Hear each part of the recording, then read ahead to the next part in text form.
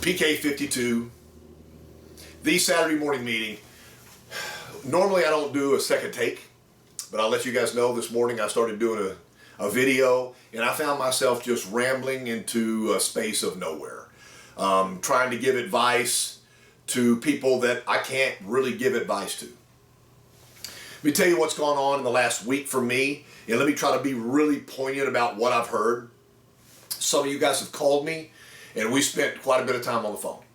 I appreciate those calls more than you know. Maybe you were calling for me to help you, but to be honest with you, I think I got a lot more out of it than you got out of it because, I'm struggling to find something creative to do for myself right now. I can mow a lawn, but right now the lawn's really not growing, so there's no pattern, so my creativity in lawn mowing is not great.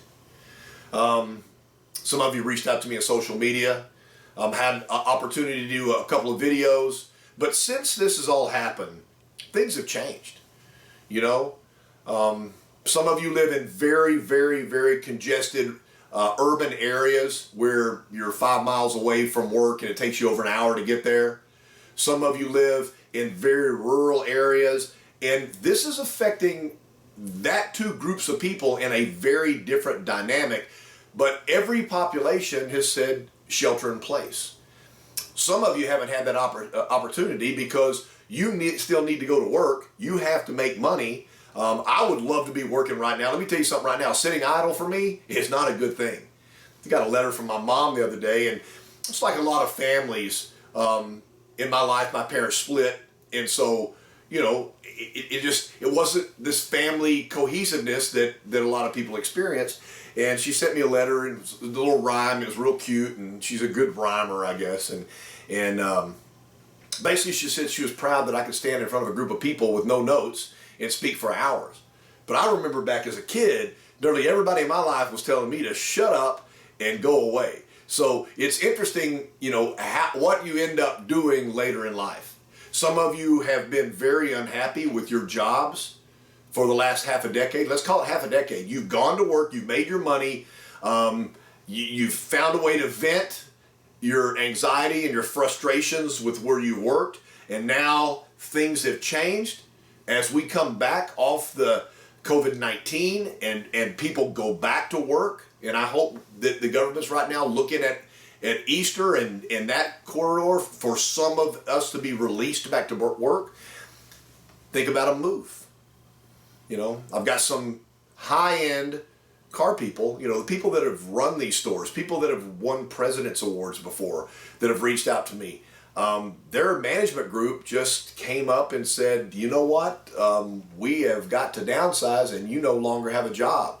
So it's not only affecting, the guys out there that are selling cars, servicing cars, pulling parts, detailing cars, portering stuff, the guys that we need every single day, our backbone. Some of the guys that thought they were bulletproof, that never thought they would lose a job, are now without a job. And to be honest with you, I don't think a whole lot of dealer groups are looking for a bunch of GMs and GSMs right now. I don't think there's a whole lot of advertising for, high-end jobs because everybody's backing off. So everybody's affected. The streets are empty. Grocery stores are the shelves are empty. I mean, who knew the new gold would be toilet paper? I told Toyota I was going to sit down and do a series that I thought needed to be done a half decade ago. Nobody's listening to me. I mean, I think that if you went to work at a Toyota store tomorrow, there are things that you need to know about Toyota in general, about what we sell and the options that we sell, that, to be honest with you, your desk manager doesn't have time to teach you that. If I've got 5 car deals working, I got 3 desk managers.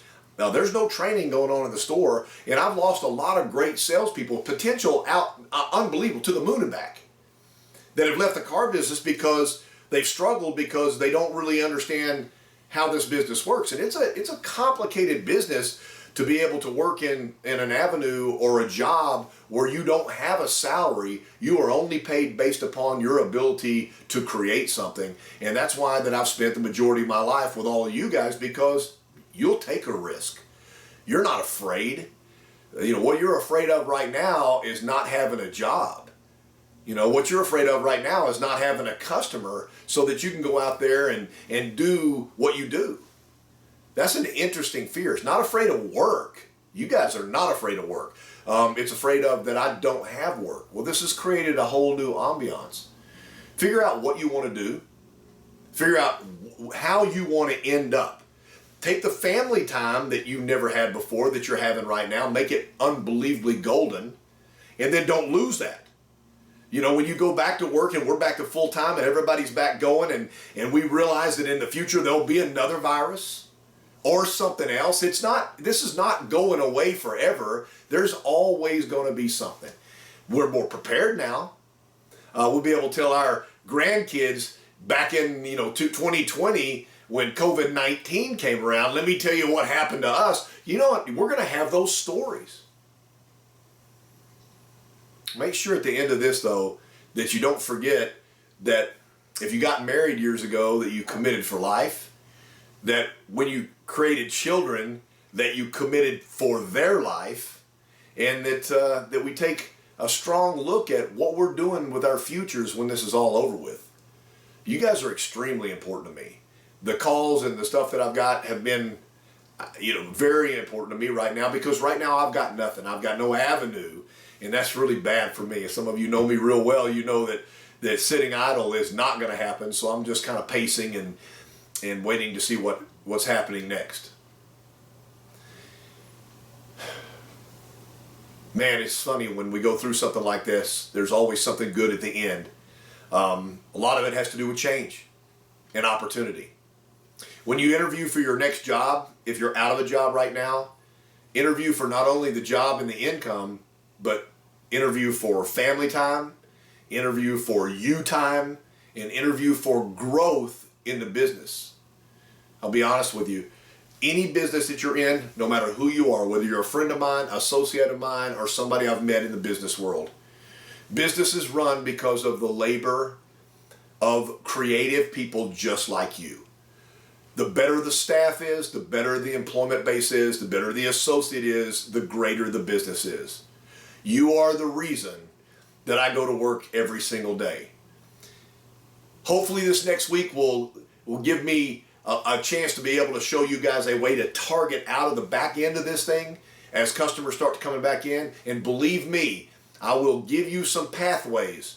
The last thing I'll leave with, I've been asking and begging you guys for a decade, and that's 10 years, to move to digital, to put yourself digitally out there. Right now, it's not a good idea to get in a car with a group of 4 people and do a walk-around presentation and show them how the infotainment system works, or to be in close contact, because you don't know, and you don't need to take that home to your family. So you've had to create a different way to sell a car, but you're still selling cars, you're still selling service, you're still selling parts. You're still living your life.